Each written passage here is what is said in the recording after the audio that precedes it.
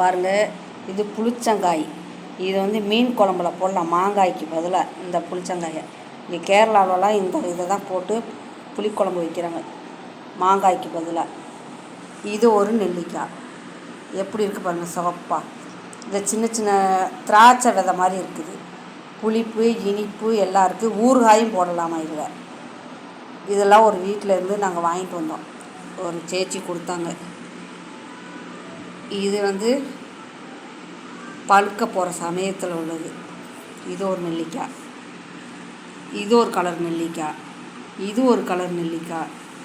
இது வீனஸ் பட்ரான். இது அதே வீட்டில் இருந்து தான் வாங்கினோம். இதுவும் நம்ம மலை நெல்லிக்காய், நம்ம ஊர் நெல்லிக்காய்.